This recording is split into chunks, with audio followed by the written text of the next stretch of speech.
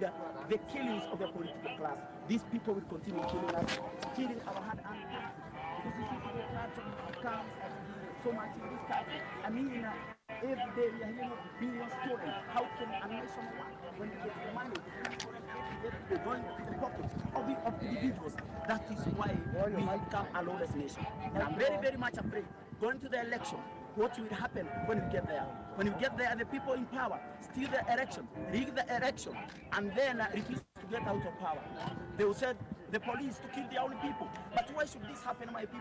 I'm sending an appeal to you, Kenyans. All of you, please come. Let us unite and fight against tribalism and corruption. These things must die for Africa to become free, for Kenya to become free. Capitalism is the system that replaced colonialism. Capitalism, the today's system of economies, or that controls all the economies of the world, is what replaced slavery. So I'm right to say that slavery never ended. Colonialism never really ended. We are still being colonized. That's why they kill us and nobody cares. That's why they kill us. They don't show any remorse. That's why they are killing us and they say they are going to pay us. Okay. So thanks for giving us this opportunity. Why are you here today and why is it important? So we're here today to remember the Gen Z martyrs who were murdered during the Gen Z protests of 2024, 2025 and also 2026.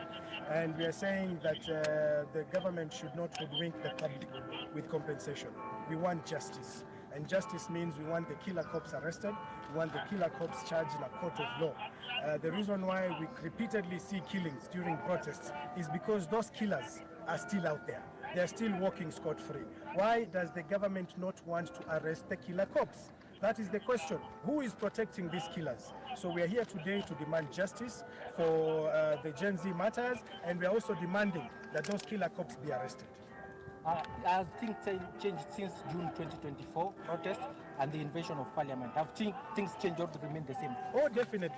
Definitely things have changed in this country. As you can see, we are now able to have protests up to Parliament Road. We are here, we have laid flowers. And this is because in 2024, a generation stood up and said enough is enough and demanded that action be taken. And they decided to take action into their own hands to demand that this country be taken in the right direction. So a lot has changed. People are more out there now. People are more loud. They are speaking clearly. They are telling government off. They do not want to be treated, poorly in this regime. So we are telling the government that you must listen to the people. And the country has changed absolutely, and we will never go back to those old days. Thanks, Khalid. Any other questions? Thank you, Khalid. So,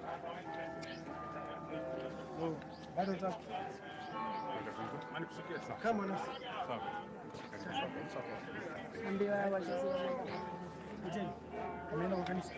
In the church.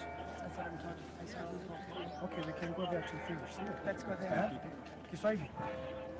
Tuko hapa leo hii kuadhimisha yale mauaji yaliyotokea mwaka wa 2024 na 2025 na kuweka maua ili kukumbuka wale waliouawa. Na leo hii pia tunasema kwamba lazima hatua zichukuliwe kwa wale askari wauaji ambao walifyatua risasi na kupoteza maisha ya Wakenya. Kwa hivyo tunataka kuona hao maaskari wakiwa wamekamatwa, wafunguliwe mashtaka kizimbani. Sisi kama Wakenya tumechoka kuona mauaji yakitokea kila kukiwa na maandamano. Na sababu kubwa ya hayo mauaji kuendelea kutokea ni kwa sababu wale wauaji, wale maafisa ambao wanafyatua risasi bado wanatembea katika mitaa, hawajachukuliwa hatua. Kwa hivyo hao maafisa washikwe, wafunguliwe mashtaka ili haya mauaji yakome. Na leo hii kama tulivyotangaza kwamba leo ni siku ya holiday na tumeona hivyo imefanyika ili kuwakumbuka hawa watu wetu. Hakuna shule, hatujaona maduka yakifunguliwa, na hii ni kwa sababu Wakenya wanaheshimu wale ambao wamepoteza maisha yao wakijaribu kufanya hii nchi kuwa nchi bora. Kwa hivyo tutaendelea kupambana na tunaiambia serikali hatutachoka. Tutaendelea hadi tuhakikishe hii nchi yetu imekuwa salama. English, briefly. In English. mwenzangu aseme. Songe mbele. Sorry.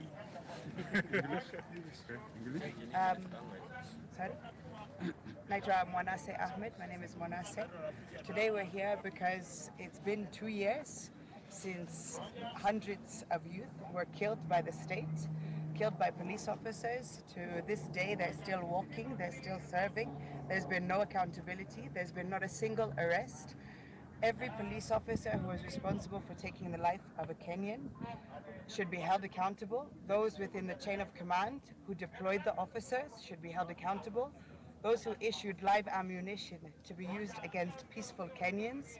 Those who ordered the shoot to kill orders that left our fellow Kenyans here with bullets in their head, bullets in their backs, when the only thing they were carrying was a flag, must be held accountable. This country will not know any healing, any peace, until police officers stop murdering their people. Police officers are here to protect us. So we want these killer cops arrested. To this day, we still have masked, plainclothes, ununiformed goons. We don't know, are they goons? Are they police? They're working with the police. Arresting, detaining, going away with our fellow Kenyans. It's illegal. We have the right to protest. Nobody is above the law. Nobody has the right to kill Kenyans and have a paycheck as the method of accountability. So we're here to remember, we're here to honor, we're here to pray for the fallen youth who were killed by the state, and we're also here to finish what they started. They were here for a better Kenya. They asked for jobs, they were given bullets. Kenya can be better for all of us. So pia tuko hapa kufinish kumalo. What is your name? Mwanase Ahmed. Mwanase? Mwanase. Mwanase Ahmed. How would you describe yourself? A Kenyan. An active, concerned Kenyan. Briefly. Sasa. Aya, asante sana kwa majina. Aya, asante sana kwa majina ya Kidero Jasuba. Mimi ni mtu wa one time kwa kitanda. Nataka niambie government. Sisi tujakuja kwa fujo. Tumekuja kuomboleza vijana wetu wenye walifanya watu wengine wako na job. Ingekuwa vijana wamekufa, Mbadi angekuwa na kazi. Ingekuwa vijana walikufa. Nani? Ule Opiwa ndiye angekuwa na kazi, Joho angekuwa na kazi. Mimi nataka niambie government, sisi tujakuja maandamano. Najua kuna watu wengine wakwenda shule. Wajui maandamano na kuomboleza. Sisi tulikuwa tumeenda kuomboleza. Mimi nataka niambie maaskari, hata nyinyi wakati tunaenda kuwatetea, atutetei sisi peke yetu, atujitetei sisi peke yetu, hata nyinyi tunawatetea. Lazima mtupatie escort ya kufanya maandamano in peace. Mimi niliwaambia jana kwa bunge la wananchi Jakaranda, niliwaambia mtu mwenye anaibia mtu huyo anafaa shikwe, lakini mtu mwenye ametembea na maji na kitambaa na ametembea na maua, huyo mtu afaa shikwe. Saa hii nimesikia mimi hata nikitoka hapa nishikwe. Ati Simba Rati governor mkubwa anapanga vijana 100 ati wakuje wakimbize vijana wengine. Hata wewe nataka nikuambie ni one time hadi kwa kitanda unaenda kwenyu. 2027 unakimbia. Kama unajua hii Kenya si mambo ya mtu. Tuko na freedom, tumezaliwa hapa. Na mimi nataka niwaambie leo, kama wewe ni muoga, rudi kwa tumbo ya mama yako ama uende uishi kwa Museveni, kwa watu wanauzianga uoga. Sisi si waoga. Na tunataka tuambie wa Kenya, ni wakati yetu kushikana, au masangwenya au makatels waende nyumbani. Hakuna venye mtu anaweza tuambia tu na yeye mwenyewe hana kazi. Mwenyewe anatembelea sweta moja kama mganga, anatembelea kiatu moja kama mganga. Nyumba imemshinda kulipa. Ati anapatia 1000 anakuja apige mtu mwingine. Aambie utafutiwe kazi. Kazi si kupiga mtu. Kazi si good hapa Kenya. Wakina Sifuna wakichukua hii kitu, nyinyi mnaenda nyumbani. Na magunzi tutaweka nyinyi wote ndani. Tutatengeneza style ya kunyonga. Ukipatikana wewe ni guru unanyongwa. Mimi nataka niwaambie, sisi kama vijana tutasimama imara. Mimi naye nimekubali kukufia hii Kenya. Hata niwekee bunduki hapa ni one time hadi kwa kitanda. Hata bibi yangu nilimwambia na kuchapa shot moja na ninalala. Mimi ni mtu wa one time. Hiyo ni one time. Okay.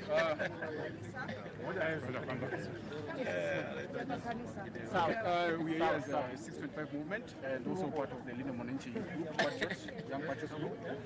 We are here to commemorate our fallen brothers and sisters who were killed by the rogue police. And in accordance to the constitution, that's the Article 31 and Article 27, where we need to picket and protest and still be guided and protected by the policemen. But it's something totally opposite of that. When we come here, the rogue police who are in civilian, they're attacking our friends, and some of them have been carried away. We don't know where they're heading to, which is so uncalled for. And what we really want to ask the Kenyan government is that we have a constitution, and that's what should everything be guided to that. Good morning. My name is Ledja Misri. Good afternoon, sorry. My name is Ledja Misri. We are here to condemn the PC Act that the Kenya Police has done. We came here peacefully to commemorate the deaths of our brothers and sisters that happened 2 years ago. And this is not nice. This is not good. The Constitution allows us to be here from 6 to 6, 12 hours during the day. So I don't know why they began to make this decision to carry these people to the cells. We only have 12 months to go, and this regime has to go. Thank you very much.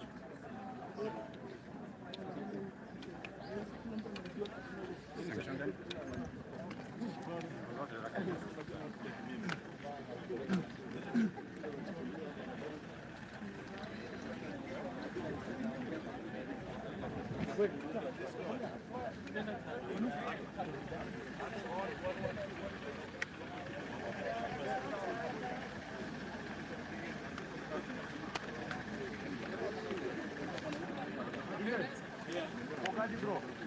Baya sana. Pia nani mkono. Ana kutokea kwa. Acho kusimu iko unajua acha kama fanyangi kamera. Jamedia wa. Tunaenda nini secretary? Neno kumbuka pika, neno kumbuka pika. Anjo sasa kwa laurne. Ndio. Ndio. Ndio.